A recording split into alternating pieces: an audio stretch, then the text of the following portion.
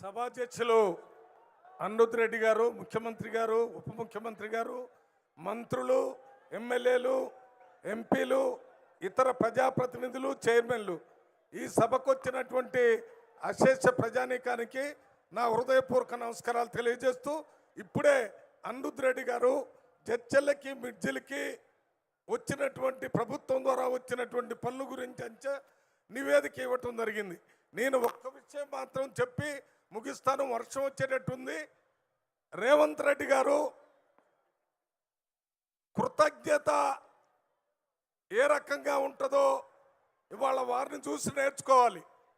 ఎప్పుడో 2006లో జెడ్పీటీసీ సభ్యుడిగా మిడ్జిల్లో గెలిపిస్తే వారు ముఖ్యమంత్రి అయిన తర్వాత కూడా మరి మిడ్జిల్ని మర్చిపోకుండా ప్రత్యేకంగా మిడ్జిల్ ప్రాంతానికి వచ్చి అన్ని గ్రామాలకి అభివృద్ధి కార్యక్రమాలు చేయాలనే ఆలోచనతో వచ్చారు.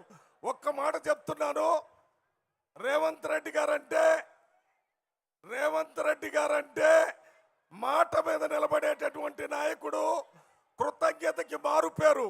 మీరొక్క మాట చెప్తున్నాను, ఇవాళ రాష్ట్రంలో కాంగ్రెస్ పార్టీని ఏ రకంగా పోరాటం చేసి కాంగ్రెస్ ప్రభుత్వాన్ని తీసుకొచ్చాడో, రేపు భవిష్యత్తులో భారతదేశంలో ప్రధానమంత్రిని రాహుల్ గాంధీని చేసేటటువంటి శక్తి రేవంత్ రెడ్డి గారి దగ్గరే ఉంది.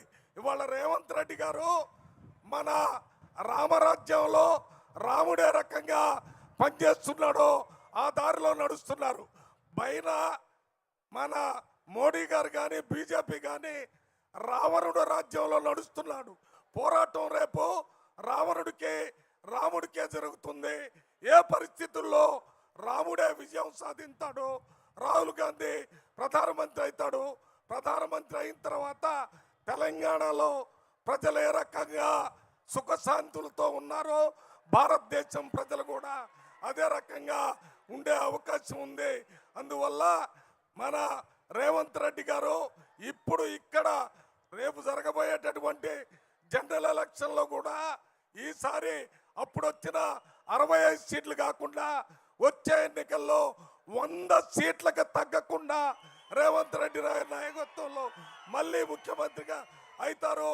ముఖ్యమంత్రి గారు, ఉప ముఖ్యమంత్రి మల్లు భట్టి విక్రమార్క గారు అన్నదమ్ముల్లాగా తెలంగాణ రాష్ట్రంలో అభివృద్ధి పదంలో సంక్షేమంలో నడిపిస్తున్నారనే విషయాన్ని మీకు ఒక్కసారి గుర్తు చేస్తూ నేను సెలవు తీసుకుంటున్నాను.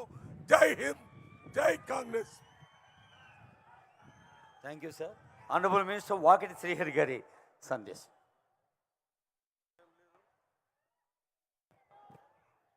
సభాధ్యక్షులు, నా సోదరుడు, మీ అందరి ప్రియతమ నాయకుడు